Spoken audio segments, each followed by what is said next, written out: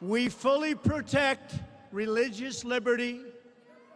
We believe in law and order, and we support the incredible men and women of law enforcement. And we pledge our allegiance to one nation under God.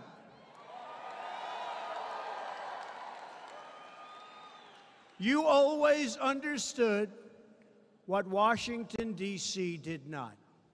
Our movement is a movement built on love. It's love for fellow citizens. It's love for struggling Americans who've been left behind, and love for every American child who deserves a chance to have all of their dreams come true. From the inner cities to the rural outposts, from the Sun Belt to the Rust Belt, from east to west and north to south, our movement is built on the conviction that every American from every background is entitled to a government that puts their needs first.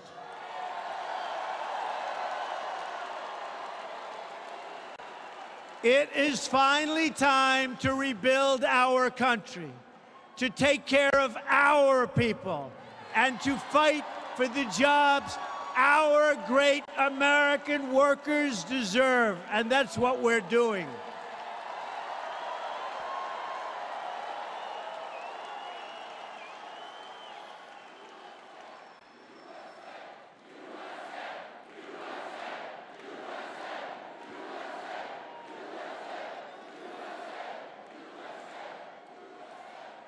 After our amazing election victory, the forgotten men and women, remember we used to talk about the forgotten men and women before the election? Guess what? They're not forgotten anymore, right? Anymore. No, they're not forgotten anymore, folks. In fact, they're trying to figure you out. They're saying, the obstructionists, how do we get them to vote for us? I don't think that's going to happen anytime soon. We believe that every American has the right to live with dignity. Respect for America demands respect for all of its people. Loyalty to our nation requires loyalty to each other.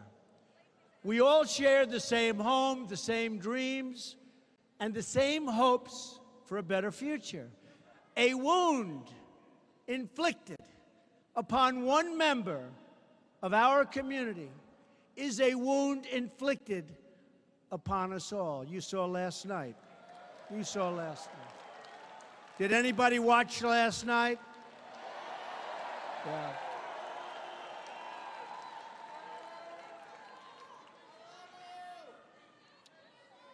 When one part of America hurts, we all hurt. And when one American suffers an injustice, all of America suffers together. We're all together. It's time for us to follow the example of our brave American soldiers, and I was with a lot of them last night, Fort Myers. No matter where they come from, no matter what faith they practice, they form a single, unbreakable team. That's what we are. We're a team. As a nation, we're a team. They're all united by their devotion to our country and to their mission. It's time for all of us to remember that we are all on the same team. We are all Americans, and we all believe right now in America first.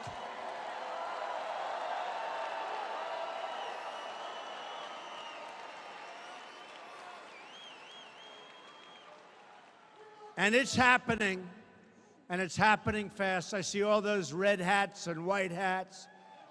It's all happening very fast.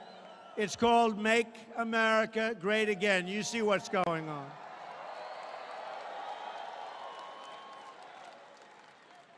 It's coming back very fast. We want every child to succeed, every community to prosper, and every struggling American to have a chance for a better life. What happened in Charlottesville strikes at the core of America. And tonight, this entire arena stands united in forceful condemnation of the thugs who perpetrate hatred and violence.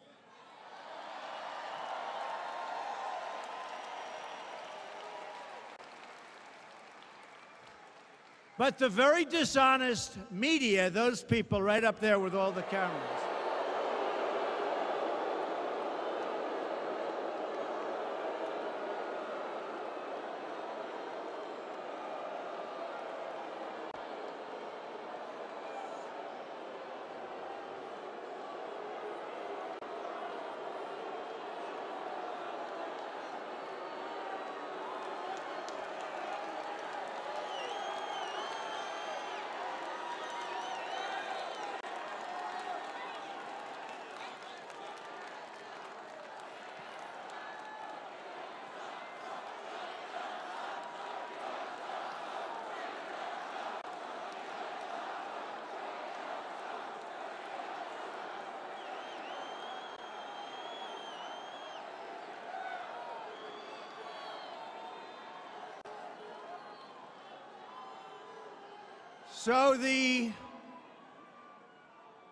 and I mean truly dishonest people in the media and the fake media, they make up stories. They have no sources in many cases. They say a source says there is no such thing, but they don't report the facts.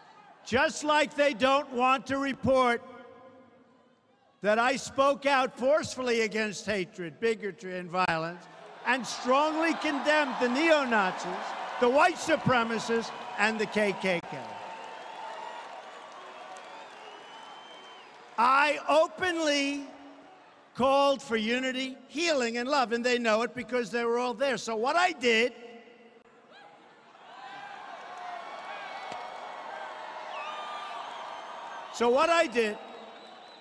is I thought I'd take just a second, and I'm really doing this more than anything else, because you know where my heart is, okay? I'm really doing this to show you how damn dishonest these people are.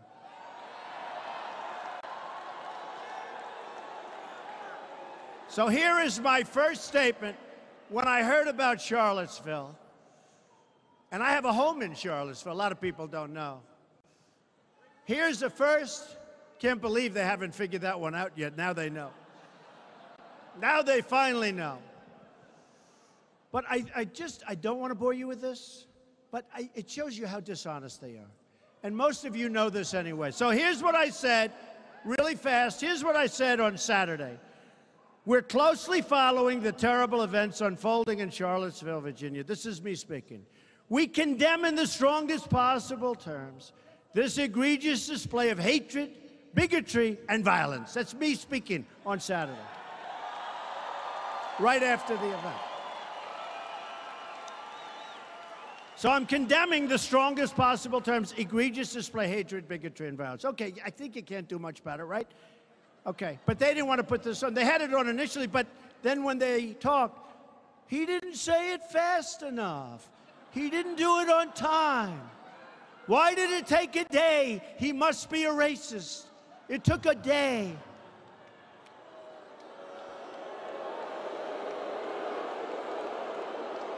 Dishonest people. So here is me. I hope they're showing how many people are in this room, but they won't. They don't even do that. The only time they show the crowds is when there's a disruptor or an anarchist in the room. I call them anarchists. Because believe me, we have plenty of anarchists. They don't want to talk about the anarchists. So this is me. It has no place in America. I'm talking about hatred, bigotry, and violence. It has no place in America.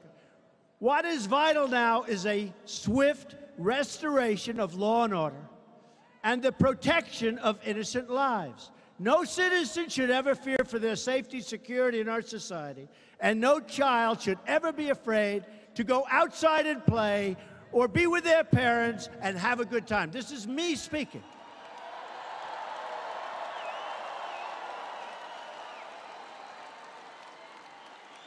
Here's further.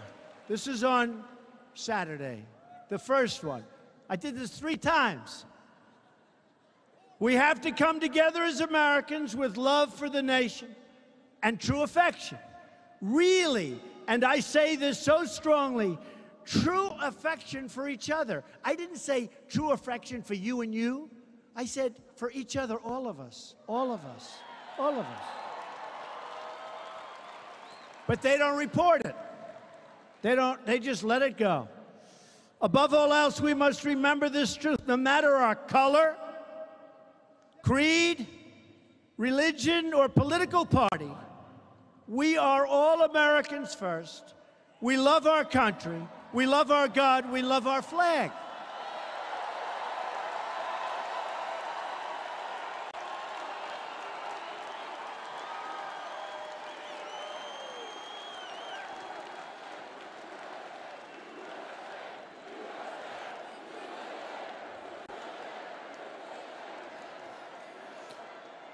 Then I went on. This is my first statement. And they said, remember, they said, well, he wasn't specific enough. Why wasn't he more specific? So in my second statement, I got really specific. And they said, why didn't he do it faster? I'm telling you, folks, look, I know these people probably better than anybody. And a lot of people have a problem with it because, look, what happens with them, if they're doing a story about me, I know if it's honest or false. If you're reading a story about somebody, you don't know. You assume it's honest because it's like the failing New York Times, which is like so bad. It's so bad. Or the Washington Post, which I call a lobbying tool for Amazon. Okay, that's a lobbying tool for Amazon. Or CNN, which is so bad and so pathetic, and their ratings are going down.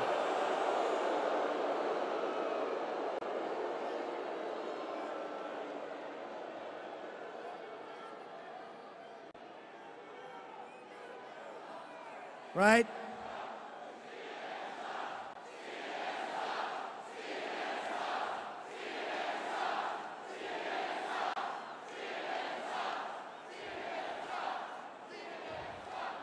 But all the network, I mean, CNN is really bad, but ABC this morning, I don't watch it much, but I'm watching in the morning, and they have little George Stephanopoulos talking to Nikki Haley, right? Little George.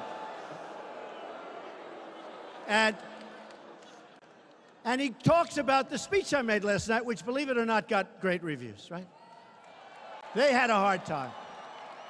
They were having a hard time because it was with soldiers. We were somber, we were truthful, we were saying things, and it really did. So he talked about it for like that much. Then he goes, let's get back to Charlottesville. Charlottesville. And Nikki was great. She's doing a great job, by the way.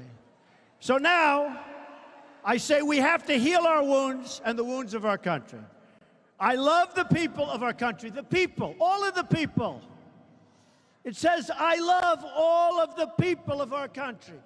I didn't say I love you because you're black, or I love you because you're white, or I love you because you're from Japan, or you're from China, or you're from Kenya, or you're from Scotland or Sweden. I love all the people of our country.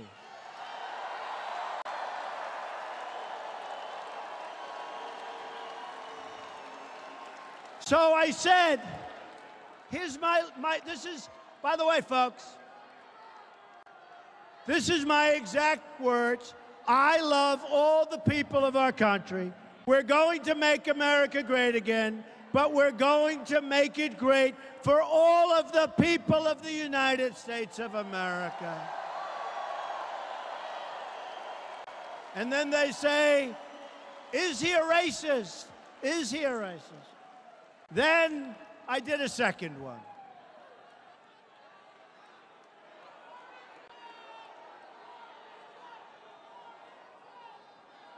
So then I did a second one. Don't bother, it's only a single voice and not a very powerful voice.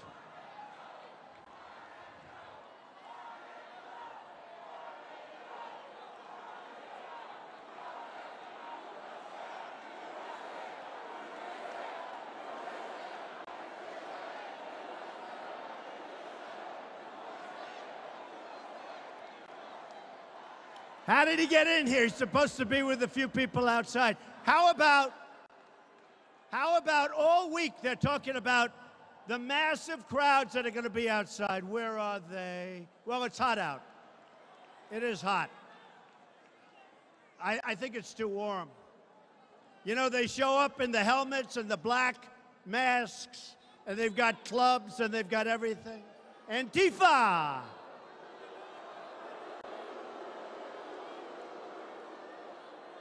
So on August the 14th, so that was it. And I said, all people, I love all people, everything, right? Now I figure I'm going to do it again. I'll be even more specific. So I said, based on the events that took place over the last weekend in Charlottesville, I'd like to provide the nation with an update, because that was right after the event, the first one, right? An update on ongoing federal response to the horrific attack and violence that was witnessed by everybody. To anyone who acted criminally in this weekend's racist violence, you will be held fully accountable. Justice will be delivered. That's what I said. Listen to that. I said that, but they don't show that. They don't show it. They'll take one thing like, seriously, he was late was the best thing. He was late. So I said, to anyone who acted criminally in this weekend's racist violence. Okay. Then I go, we must love each other, show affection for each other, and unite together in condemnation of hatred, bigotry, and violence. We must rediscover the bonds of love and loyalty that bring us together as Americans, right? Then I said, racism is evil. Did they report that I said that racism is evil? You know why? Because they are very dishonest people. So I said, racism is evil. Now, they only choose, you know, like a half a sentence here or there, and then they just go on this long rampage, or they put on these real lightweights all around the table that nobody ever heard of, and they all say what a bad guy I am. But, I mean, do you ever see anything, and then you wonder why CNN is doing relatively poorly in the ratings? Because they're putting like 7 people, all negative on Trump, and they fired Jeffrey Lord. Poor Jeffrey. Jeffrey Lord. I guess he was getting a little bit fed up, and he was probably fighting back a little too hard. They said, we better get out of here. We get him out. And those who cause violence in its name are criminals and thugs, including the KKK, neo-Nazis, white supremacists, and other hate groups that are repugnant to everything we hold true as Americans. Now, let me ask you, can it be any better than that in all fairness? And you know, I mentioned that, but to the best of my knowledge, when there was a big problem, Barack Obama never said it took place because of radical Islamic terrorists. He never said that, right? He doesn't have to say it. You know why? Because they have a double standard. Because the media is totally dishonest, and they have a double standard. You've never heard them say that. And in fact, if you use the term, you get criticized. But with me, they wanted me to say it. I said it. And I said it very clearly, but they refused to put it on. Those who spread violence in the name of bigotry strike the very core of America. These are my words. This was on Monday, August the 14th. So you had Saturday, you had Monday. I mean, I was going to do one of these every week, but you would never get it right. In times such as these, America has always shown its true character, responding to hate with love, division with unity, and violence with an unwavering resolve for justice. Then I finished. I said, we will defend and protect the sacred rights of all Americans. All is capitalized ×5. Not just you. And we will work together so that every citizen in this blessed land is free to follow their dreams and their hearts and to express the love and joy in their souls. Okay, now, I mean,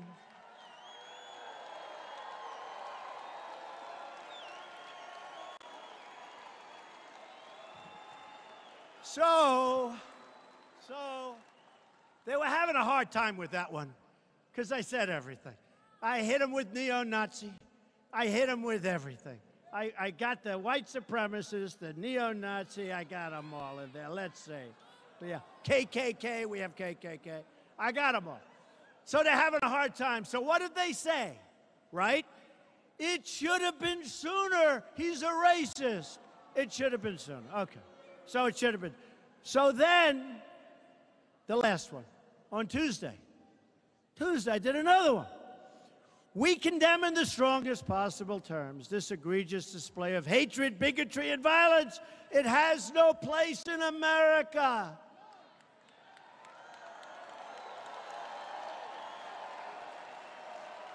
But they also said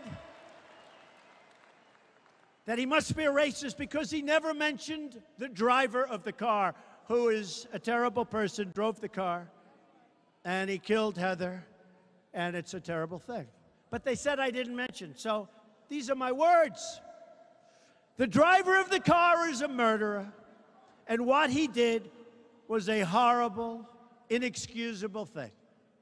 They said I didn't mention. And then they asked me, just to finish it, they asked me, what about race relations in the United States? Now, I have to say they were pretty bad under Barack Obama, that I can tell you. But they asked me the question, and I said, well, I think jobs can have a very big and positive impact. I think if we continue to create jobs like I've done, over 1 million since I've been in office, way over 1 million. I think if we continue to create jobs at levels that I'm creating jobs, I think that's going to have a tremendously positive impact on race relations. I do. I do. And the other thing, very important, I believe wages will start going up because we now have the lowest unemployment rate we've had in 17 years. So you're going to see wages go up, right? They haven't gone up for a long time. I believe wages now, because the economy is doing so well with respect to employment and unemployment, I believe wages will start to go up, and I think that will have a tremendously positive impact on race relations. Go on it? Yeah.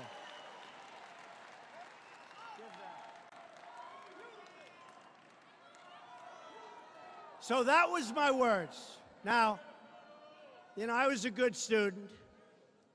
I always hear about the elite. You know, the elite, they're elite. I went to better schools than they did. I was a better student than they were. I live in a bigger, more beautiful apartment, and I live in the White House, too, which is really great.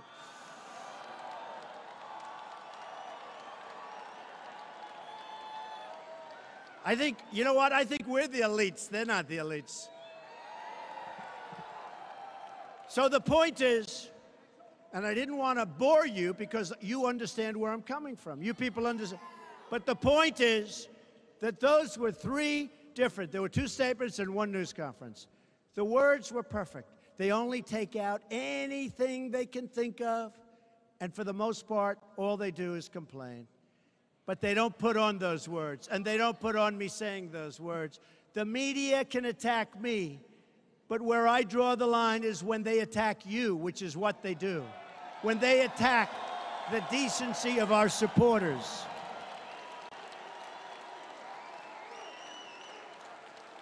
You are honest, hardworking, tax-paying, and by the way, you're overtaxed, but we're going to get your taxes down.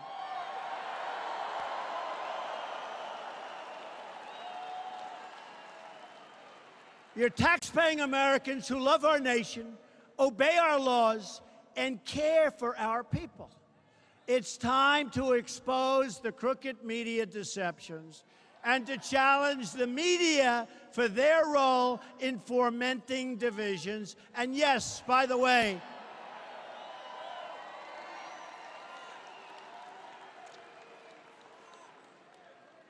they are trying to take away our history and our heritage. You see that.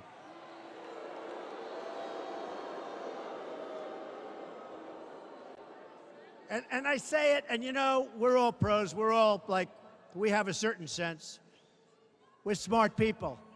These are truly dishonest people. And not all of them, not all of them. You have some very good reporters, you have some very fair journalists, but for the most part, honestly, these are really, really dishonest people, and they're bad people. And I really think they don't like our country. I really believe that. And I don't believe they're going to change, and that's why I do this. If they would change, I would never say it. The only people giving a platform to these hate groups is the media itself and the fake news.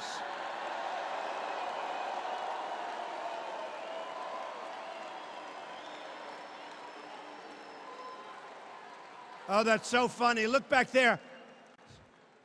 The live red lights, they're turning those suckers off fast, I'll tell you. They're turning those lights off fast.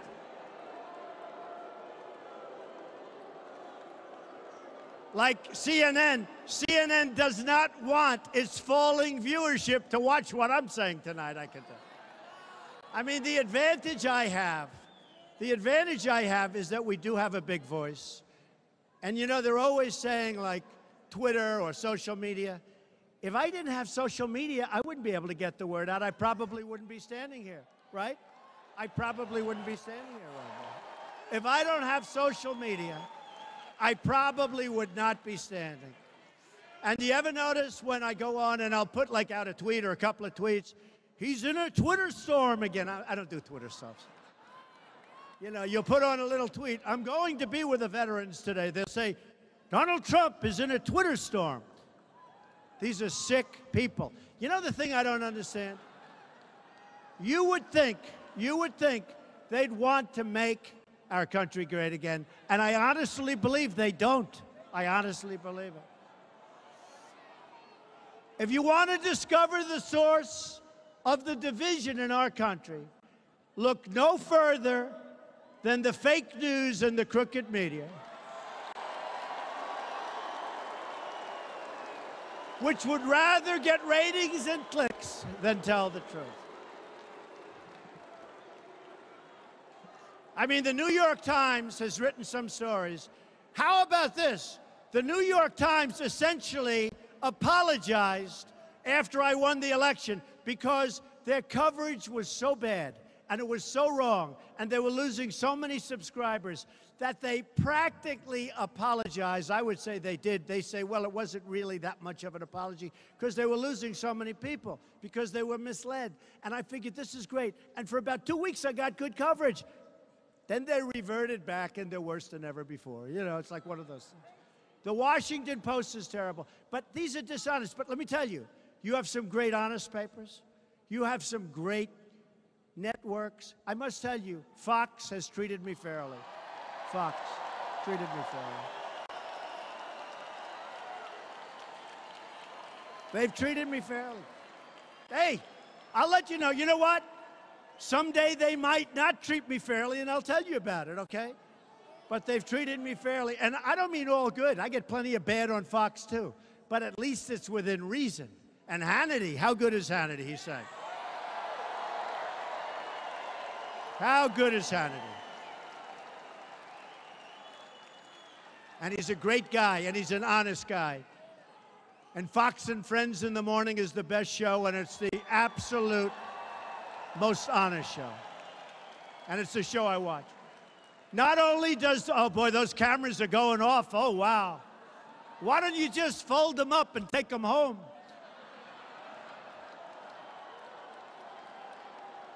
Oh, those cameras are going off. Wow. That's the one thing. They're very nervous to have me on live television because this can't happen. Now, you know what? I'm a person that wants to tell the truth. I'm an honest person, and what I'm saying, you know, is exactly right. Not only does the media give a platform to hate groups, but the media turns a blind eye to the gang violence on our streets, the failures of our public school, the destruction of our wealth, at the hands of the terrible, terrible trade deals made by politicians that should have never been allowed to be politicians. And the unaccountable hostility against our incredible police who work so hard and such a dangerous job. My administration is committed to the idea that all Americans have the right to live in safety, security, and peace. We believe in the rule of law because we know that freedom cannot exist if our people are not safe. And how safe are you at a Trump rally?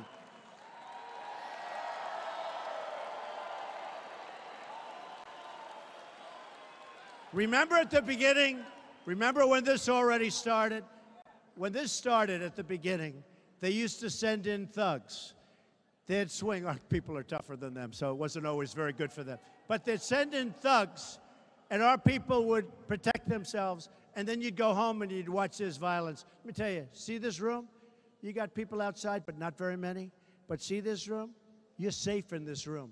You're very safe in this room. It's a big room. The most sacred duty of government is to protect the lives of its citizens, and that includes securing our borders and enforcing our immigration laws.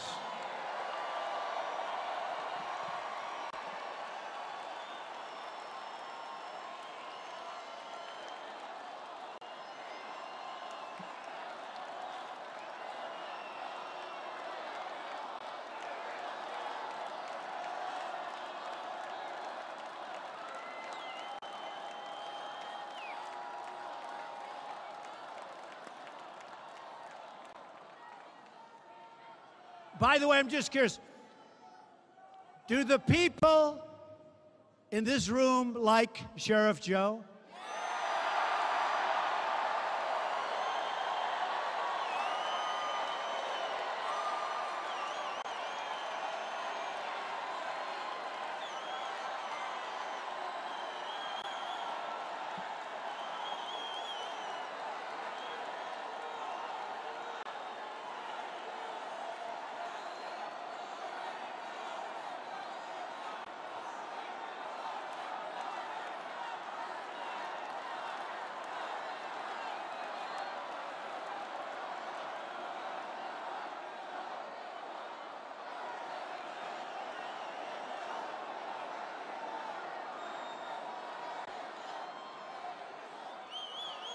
So, was Sheriff Joe convicted for doing his job? That's what...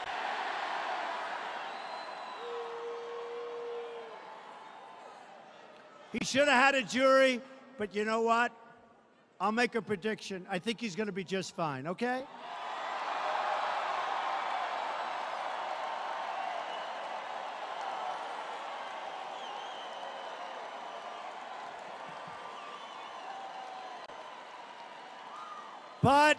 But I won't do it tonight because I don't want to cause any controversy. Is that okay? All right? But Sheriff Joe can feel good. The people of Arizona know the deadly and heartbreaking consequences of illegal immigration, the lost lives, the drugs, the gangs, the cartels, the crisis of smuggling and trafficking. MS-13, we're throwing them out so fast, they never got thrown out of anything like this. We are liberating towns out on Long Island. We're liberating. Can you imagine in this day and age, in this country, we are liberating towns. This is like from a different age. We are taking these people. They don't shoot people because it's too fast and not painful. They cut them up into little pieces. These are animals. We are getting them out of here. We're throwing them in jails and we're throwing them out of the country. We're liberating our towns. You've seen it. You've lived it. And you elected me to put a stop to it. And we are doing a phenomenal job of putting a stop to it. That I can tell you. After years of defending other countries' borders, Can you believe we fight for other countries? We want to defend their borders. We're finally defending our own borders. And we're showing compassion for the struggling American workers who are now starting to see the light because plants are coming pouring back into our country. And by the way, we're doing a lot of good work on that, but a lot of people are coming back in. We have Foxconn, they make the iPhones, as you know, for Apple, and so many companies are building now in our country, including the auto companies who are coming back. Years of uncontrolled immigration have placed enormous pressure on the jobs and wages of working families, and they've put great burdens on local schools and hospitals. While this may be good for a handful of special interests, it's unfair to working people of all backgrounds all throughout our country. We want every American community to succeed, including our immigrant communities, but they can't do that if we don't control our borders.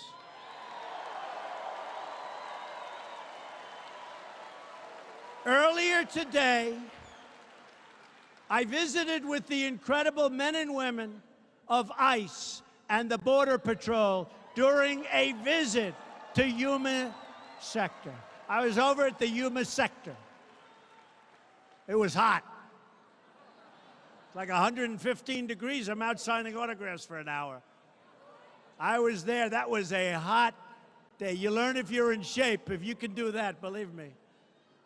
And they actually told me, actually, sir, it's relatively cool today. Can you believe that? But it was great. And I met with the Border Patrol, and I met with ICE, and these are incredible people, the job they do.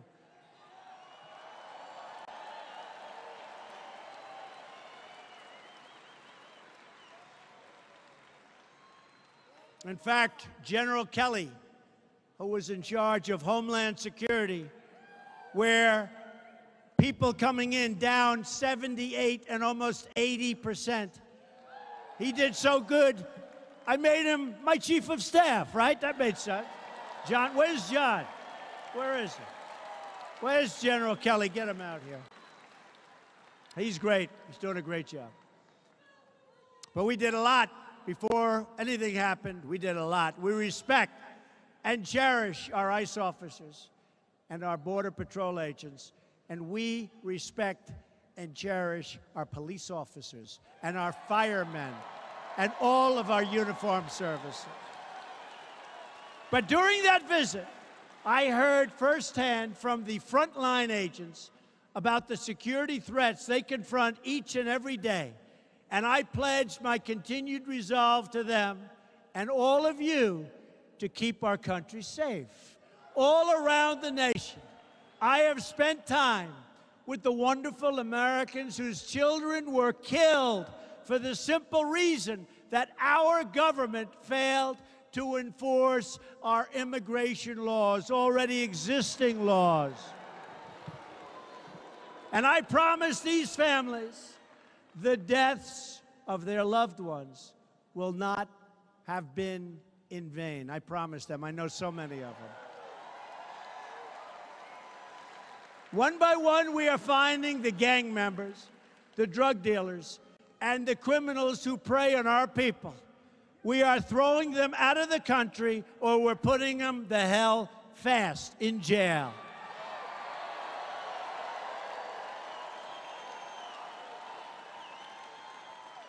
We are cracking down on the sanctuary cities that shield criminal aliens, finally.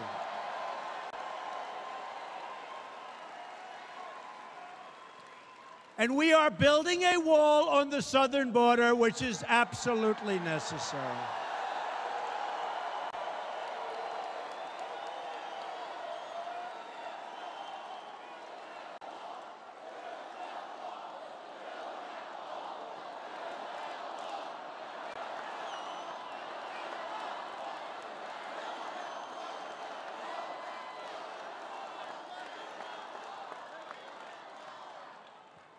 Build that wall. Now, the obstructionist Democrats would like us not to do it, but believe me, if we have to close down our government, we're building that wall. Let me be very clear to Democrats in Congress who oppose a border wall and stand in the way of border security. You are putting all of America's safety at risk. You're doing that. You're doing that. Again, the Border Patrol today, I said, how important is the wall to some of the folks? I met with a lot of them. And they looked at me, they said, it's vital. It's vital. It's so vital. And you know, we have walls. I don't know if you know, we're already starting to fix a lot of the walls we already have because we don't have to rebuild them. And we want walls that you can see through in a sense. You want to see what's on the other side. But we're starting to fix a lot of the walls. We've done a lot of work. But I said to them, how are we doing and how important are the walls? And they said, Mr. President, you have no idea. It is desperately needed. We're going to have our wall. We're going to get our wall.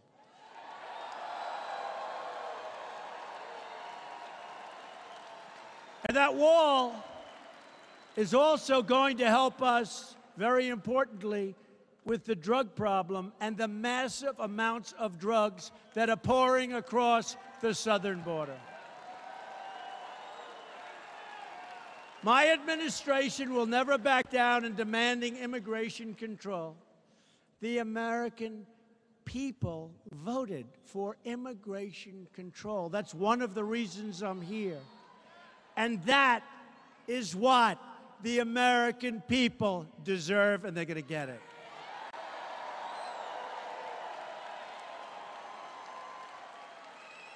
So you put pressure, but believe me, one way or the other, we're going to get that wall.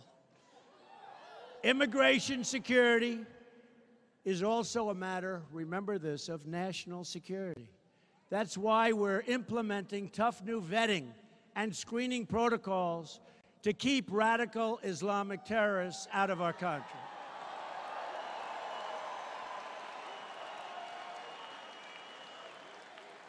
You look at what just happened in Spain and so many other places. Nope. We're really vetting. We're tough. Does anybody want me to be soft on the vetting, or would you like me?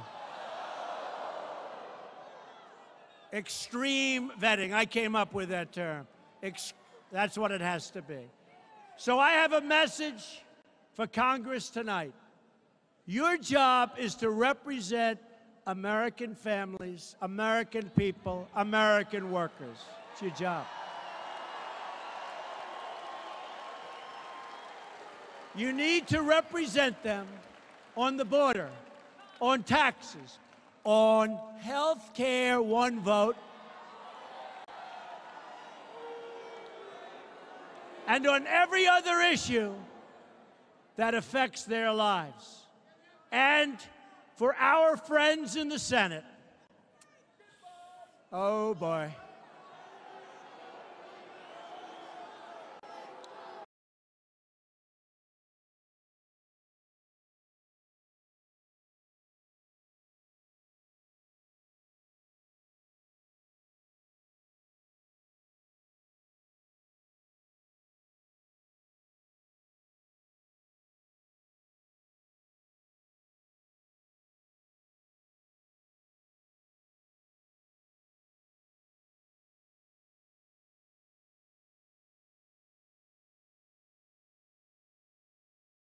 Votes, and we have 52 Republicans. That means that 8 Democrats are controlling all of this legislation. We have over 200 bills.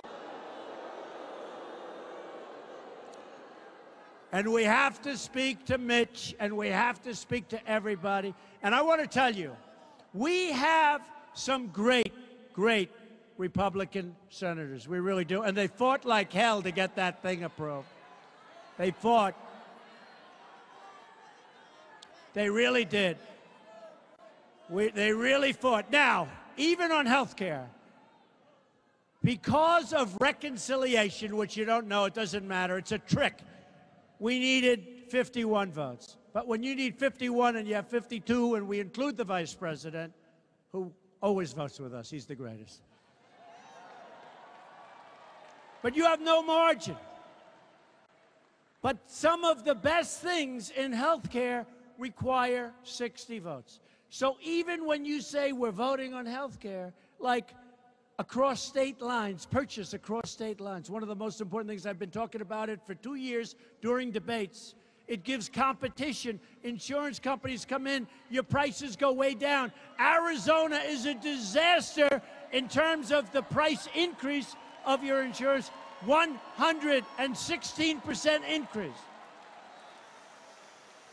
You got to get rid of the filibuster rule. You got to go to a majority. You got to go to 51 votes.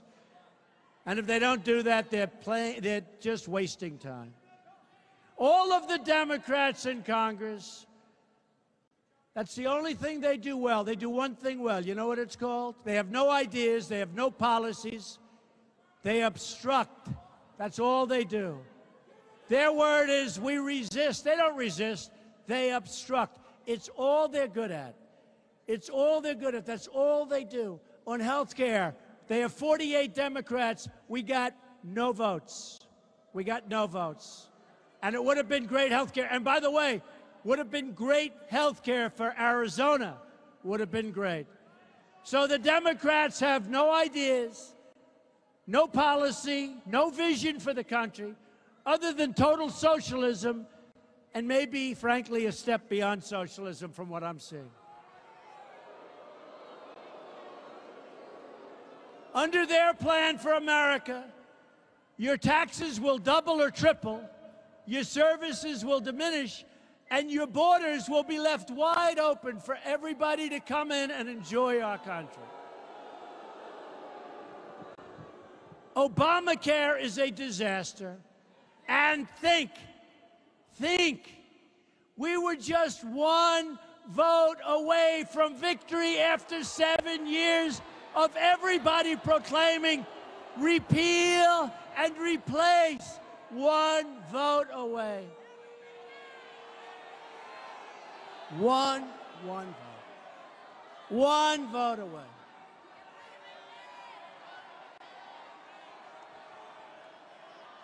We were one vote away. Think of it. 7 years. The Republicans, and again, you have some great senators, but we are one vote away from repeal.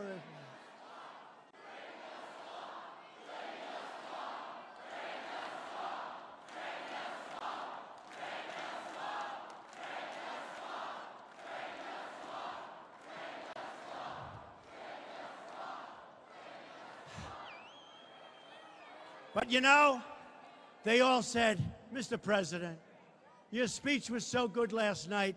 Please, please, Mr. President, don't mention any names. So I won't. I won't.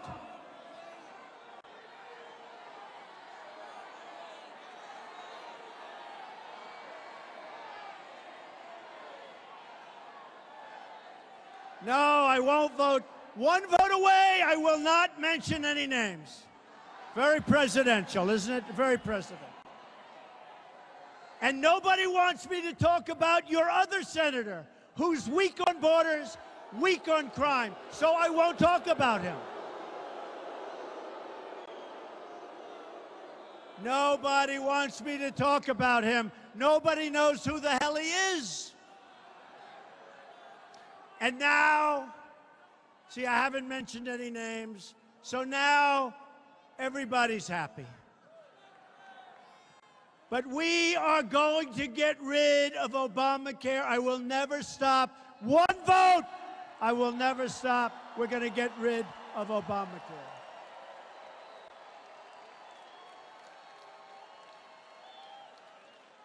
Every day we're keeping our promises, and that includes our promises to our great, great veterans. Who's a veteran here? It's getting better. Getting really good. Nobody's fixed it. Nobody's been able to do. And remember, I'm only here for less than 8 months. You know, when they talk about Obamacare, it was years. When they talk about Hillary Clinton, spent 8 years trying to get.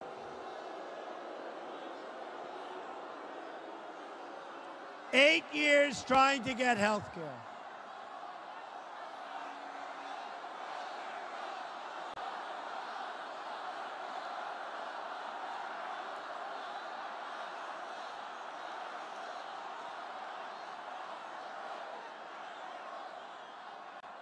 Well, it's obvious that we won the state of Arizona. Do you agree with that? It's pretty obvious. And we won it by a lot. And I hear we're winning it by even more right now. But if you think about it, Clinton, they spent 8 years and they weren't able to get health care. Other administrations spent all of their time, they weren't able to get it. Obama, what he did to get it, including the guy, Gruber. Did you see Gruber got fired yesterday? He got fired because he defrauded somebody or something. Something very bad happened. Check it out. Something happened. Gruber, who lied about Obamacare, who called everybody fools for believing it. Obamacare is gone. It's a disaster. It's gone. Premiums in other states are going up at numbers that are even higher than the state of Arizona. Insurance companies are fleeing, and it's gone. So I really believe that the Republicans, and maybe we'll get a couple of senators that think they're going to lose their race on the Democratic side, maybe. But we'll get it fixed. One vote. Speak to your senator, please. Speak to your senator.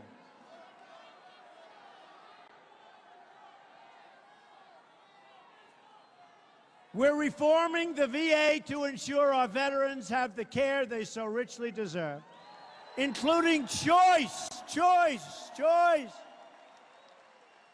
In other words, if you've got to wait for 7 days and you're not feeling well, you go see a doctor, and we pay for your doctor. Isn't that good?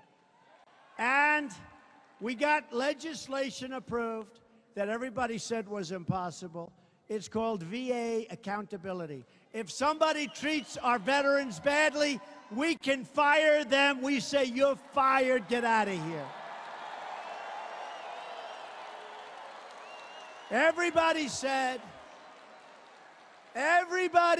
you couldn't get that. They've been trying to get that passed for 40 years. We got great legislation. You ever hear these liars back there where they say, but Trump hasn't gotten legislation? I think we've gotten more in a short period of time, in this 7 months. I think we've gotten more than anybody, including Harry Truman, who was #1. But they will tell you we got none. So we got VA accountability so that you can fire people that are treating our veterans badly or aren't doing their job. Isn't that correct?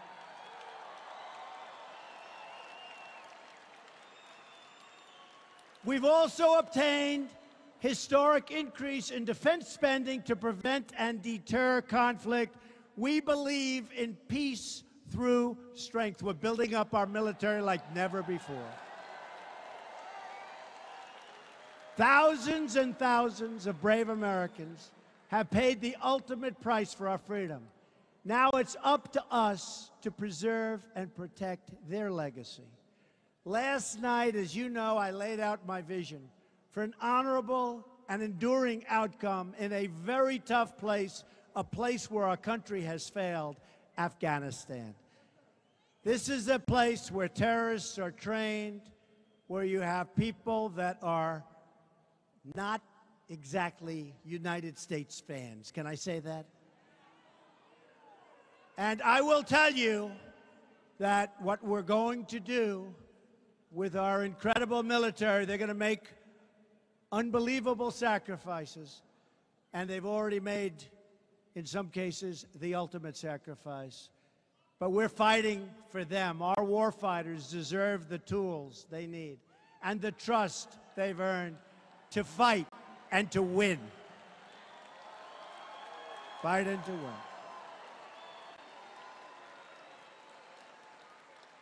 And you see what's going on in North Korea. All of a sudden, I don't know, who knows? But I can tell you what I said, that's not strong enough. Some people said it was too strong. It's not strong enough.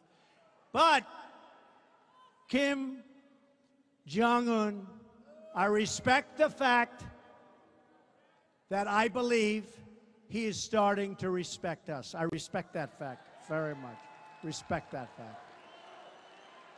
And maybe, probably not, but maybe something positive can come about. They won't tell you that, but maybe something positive can come about. Every American deserves a government that protects them, honors them, defends them, and fights for them. And by the way, speaking of that, you have 3 congressmen in the audience, and your governor, who met me at the plane, and he's now inside, but he said, I want to spend my time outside on security. I said, I think that's a great idea, Governor. But not that many people showed up, so I don't think it should be much of a problem. But you have a hell of a governor, Governor Ducey. You have a great governor. And we have 3 congressmen, a friend of mine who has been so great to me, Trent Franks. Where's Congressman Franks? Where is he? Get over here.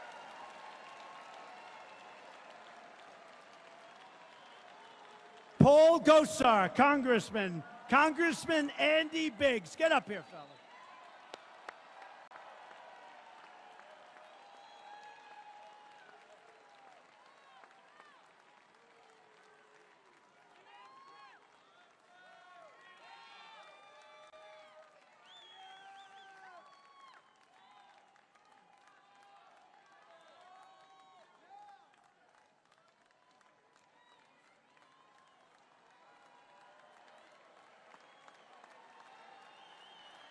Thank you, fellas. Thank you, Congressman. Never let them go, folks. Never let them go. Don't ever lose them. Thank you, fellas.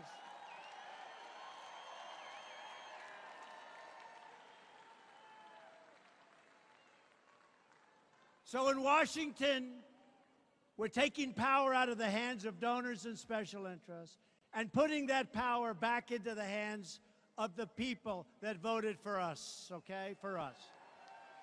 The same failed voices in Washington who oppose our movement are the same people who gave us one terrible trade deal after another, who gave us one foreign policy disaster after another, who sacrificed our sovereignty, our wealth, and our jobs. We don't need advice from the Washington, D.C. swamp.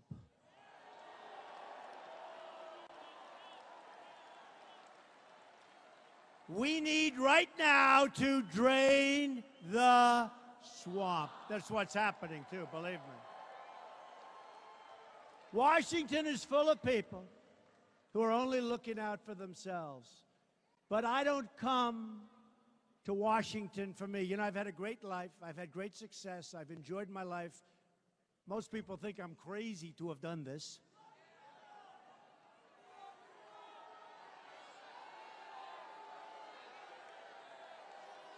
And I think they're right.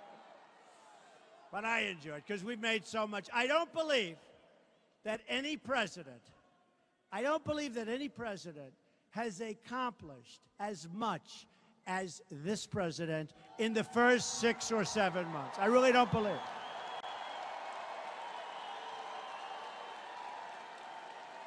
it. Including a great Supreme Court Justice, Justice Gorsuch. Big thing. I came to Washington for you. Your dreams are my dreams. Your hopes are my hopes. And your future is what I'm fighting for each and every day. It's so important. Our agenda is the pro-worker agenda. We've accomplished historic amounts in a short period of time. We've signed more than 50 pieces of legislation. They said we've signed none. We've signed 50. Appointed Justice Gorsuch. Nominated 31 new federal judges with many more on the way.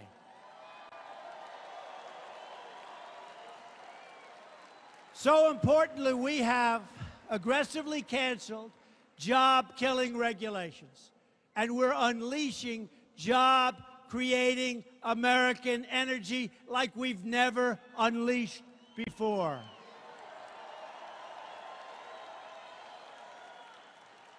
We've ended the war on beautiful, clean coal, and it's just been announced that a second brand new coal mine where they're going to take out clean coal, meaning they're taking out coal, they're going to clean it, is opening in the state of Pennsylvania, the second one.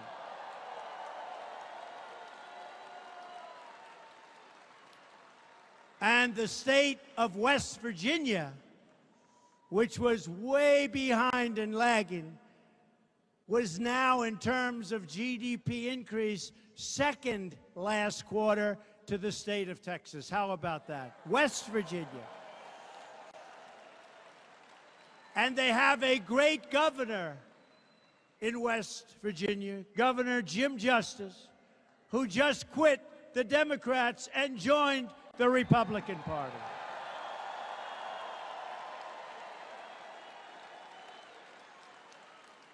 In the proud tradition of America's great leaders, from George Washington, please don't take his statue down, please. Please. Does anybody want George Washington's statue? No. Is that sad? Is that whole sad? To Lincoln, to Teddy Roosevelt, I see they want to take Teddy Roosevelt's down too. They're trying to figure out why. They don't know. They're trying to take away our culture. They're trying to take away our history. And our weak leaders, they do it overnight. These things have been there for 150 years, for 100 years. You go back to a university and it's gone. Weak, weak people. We are going to protect American industry. We are going to protect the American worker. No longer will we allow other countries to close our factories, steal our jobs, and drain our wealth. We are building our future with American hands, American labor, American iron, aluminum, and steel.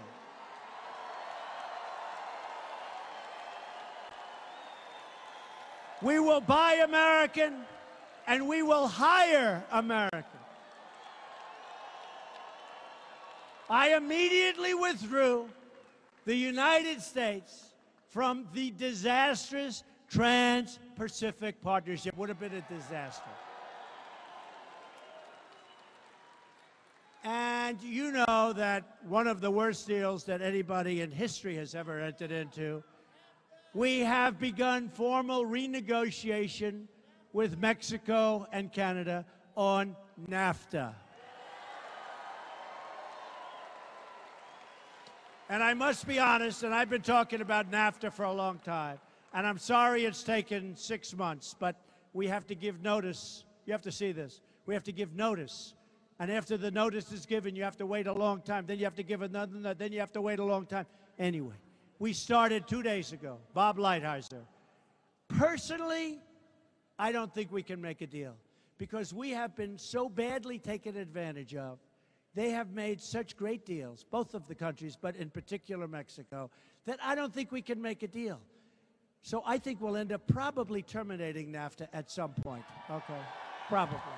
But I told you from the first day, we will renegotiate NAFTA or we will terminate NAFTA. I personally don't think you can make a deal without a termination, but we're going to see what happens, okay?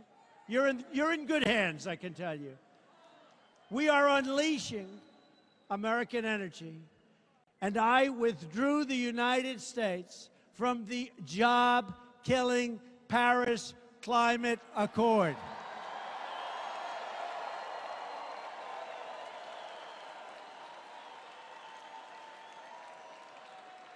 People have no idea how bad that was for this country. Great for other countries. We were like the lapdog. Great for other countries. Our country was so behind. Since I took the oath of office, we've added far more than 1 million jobs in the private sector. Unemployment is right now at almost a 17-year low. Wages are rising. The stock market is at its all-time high in history, and economic growth has surged to 2.6%. Remember, everybody said you won't bring it up to 1%. You won't bring it up to 1.2%. And we've just started. those regulations that we've gotten rid of, and we're going to have some regulation, but it's going to be sensible regulation. Those regulations are unleashing our economy. So we have a GDP, was shocking. About 2 weeks ago, it was announced for the quarter, 2.6%. Remember I said we're going to try and hit 3%? We're already at 2.6. Maybe I'll have to increase my offer.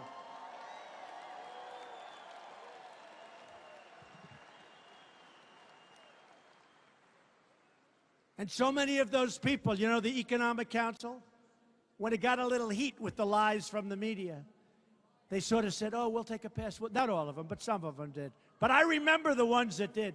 But they'll say, we'll take. But people are now calling me. People that have been like, we'll take a pass. Don, can we get together for lunch? Let's do it privately instead of through a council. These people just don't get it.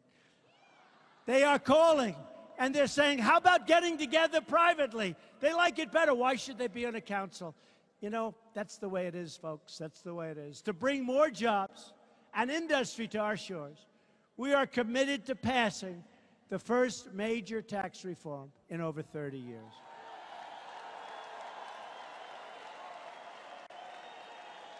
Now, we need the help of Congress, please, okay? We need the help of Congress. And we really could use some Democrat help.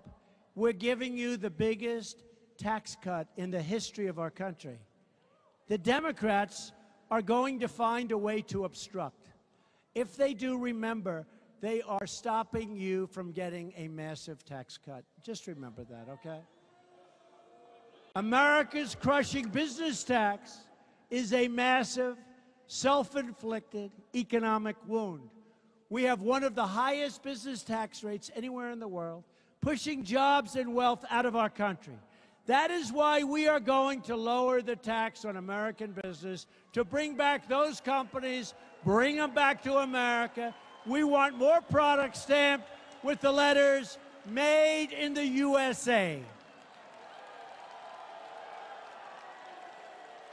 We also want everyday Americans to be able to keep more of their own money. So for the Democratic senators, especially the ones where I won their states by 20 and 30 points, I really hope you're going to come over to our side because, again, when you have 52 Republicans, if you lose like 2, that's the end. You know what?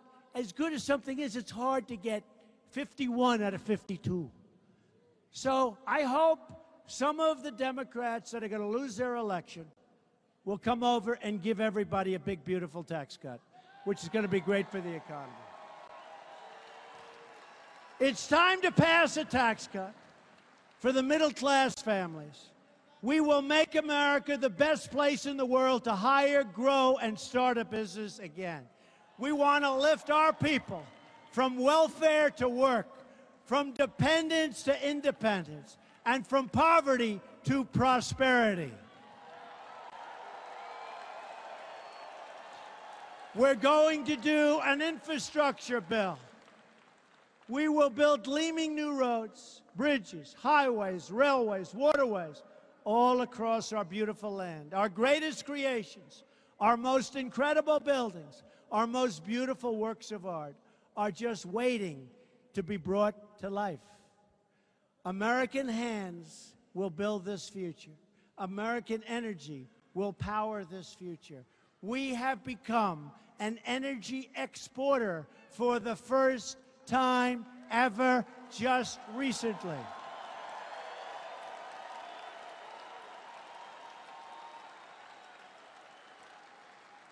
And American workers will bring this future to life.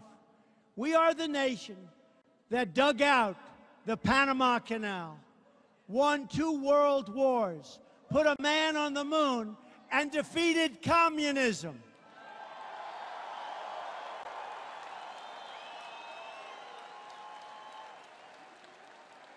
We can do anything, we can build anything, and we can dream anything. It's time to remember what our brave soldiers never forgot. Americans share one flag, one home, and one glorious destiny. We live according to the same law, raise our children by the same values, and we are all made by the same Almighty God.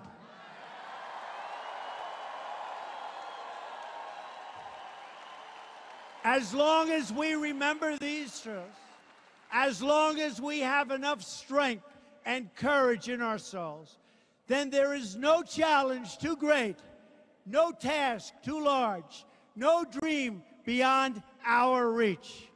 We are Americans, and the future belongs to us. The future belongs to all of you. This is our moment. This is our chance. This is our opportunity to recapture our dynasty like never before, to rebuild our future, to deliver justice for every forgotten man and woman and child in America. Freedom will prevail. Our values will endure. Our citizens will prosper. Arizona will thrive. And our beloved nation will succeed like never, ever before. So to Americans young and old, near and far, in cities small and large, we say these words again tonight. We will make America strong again. We will make America wealthy again. We will make America proud again. We will make America safe again. And we will make America great again. Thank you, Arizona. God bless you. Thank you. Thank you.